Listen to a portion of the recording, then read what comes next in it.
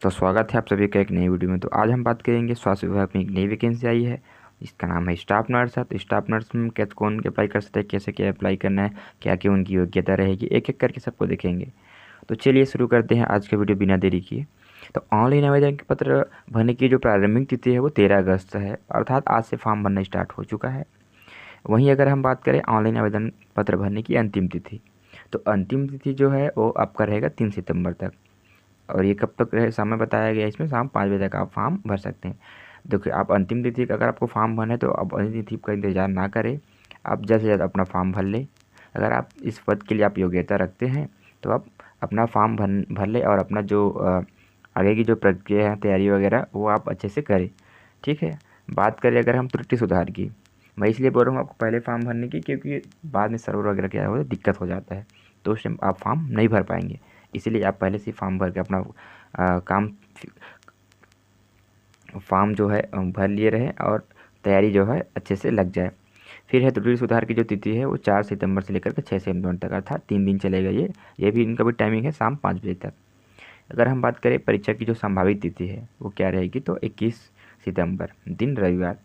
अभी इसमें ज़्यादातर जो भी चीज़ें भी आपका जो एग्ज़ाम है वो संभावित तिथि में ही एग्ज़ाम हो रहा है। परीक्षा की जो संभावित तिथि है उसी में ही, तो इसमें थोड़ा बहुत चेंज हो सकता है, लेकिन अभी तक के जितना भी एग्ज़ाम हुआ है वो संभावित तिथि जो भी बताया गया रहता है ऑफिशियल नोटिस के माध्यम से, उसी डेट में एग्ज़ाम होते आ रहा है।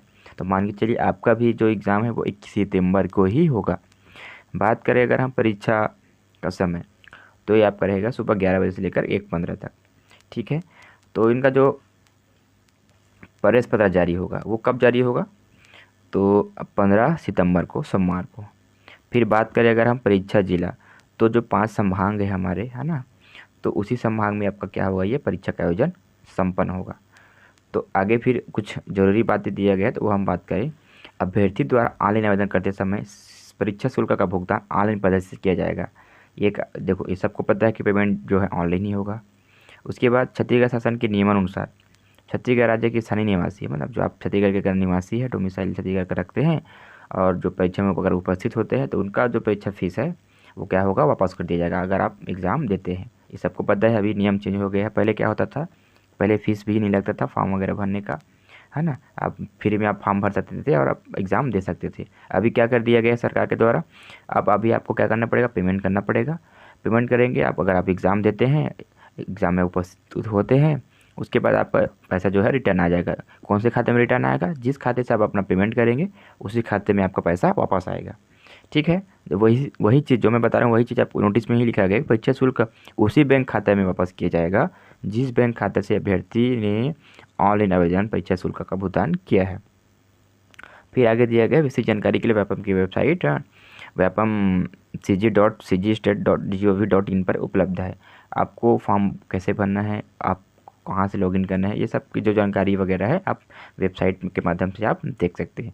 बात करें अगर हम इनकी एलिजिबिलिटी क्राइटेरिया की, तो उनको भी देख लेते हैं, है ना। तो मैं ये जो आपको जो दिखा रहा हूँ वो ऑफिशियल वेबसाइट के माध्यम से ही दिखा रहा हूँ। अगर आप अप्लाई करेंगे तो आपको यही चीज़ शो करेगा। तो आपका जो योग्यता क्या रहेगा, तो क्या आप बीएससी नर्सिंग या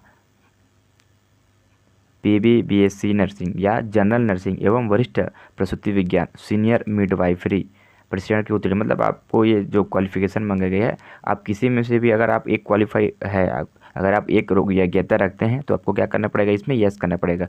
मैं ये कहाँ से बता रहा हूँ आपको, मैं आप जो ऑफिशियल वेबसाइट में जब विजिट करेंगे उसमें आप लॉगिन करेंगे, आपको यही चीज़ शो करेगा वहाँ। इसलिए आपको मैं पहले से ही बता दे रहा हूँ कि आप ये उसके लिए योग्य है कि नहीं है, आप ये पहले से ही देख लीजिए। ठीक है। तो आपको बीएससी नर्सिंग या बीएससी नर्सिंग या जनरल नर्सिंग एवं वरिष्ठ प्रसूति विज्ञान, जिसको बोलते हैं सीनियर मिडवाइफरी, ठीक है, तो आप कौन सा कोर्स किए हैं देख लीजिएगा। अगर आप चारों में से कोई सा भी एक कोर्स किए हैं तो आप वहाँ आप फॉर्म भरने के लिए क्या है, एलिजिबल है। ठीक है। तो आपको यस करना रहेगा उसमें। फिर विश्वविद्यालय संस्था का नाम, कहाँ से आप इस कोर्स को किए हैं उसका नाम डालेंगे आप, फिर वहाँ का रोल नंबर डालेंगे। फिर आप कब पास किए हैं, उत्तीर्ण होने का वर्ष, ईयर ऑफ पासिंग। फिर बोलेंगे कि क्या आप नर्सिंग काउंसलिंग से परिचारिका के रूप में पंजीकृत है। तो आप जो काउंसलिंग होता है नर्सिंग काउंसलिंग का, उसमें क्या होना चाहिए, आपका पंजीकृत होना चाहिए। ठीक है। जो कोर्स किए हैं तो उसी को पूछा गया, तो आप क्या करेंगे, उसमें यस करेंगे। फिर जो अगर आप पंजीकृत है, यस कर दिए हैं, तो आपको क्या करना पड़ेगा, नर्सिंग काउंसिल के परिचारिका के रूप में पंजीयन क्रमांक डालना पड़ेगा। आपका क्या करना पड़ेगा, पंजीयन क्रमांक। तो पंजीयन क्रमांक आप भरेंगे। तो इस प्रकार आपका जो बेसिक डिटेल है, जो एकदम रिक्वायर्ड चीज़ें हैं, वो आपको मैं बता दिया हूँ। आगे आपको ये सब फिलअप करने के बाद आपको सबमिट करना रहेगा।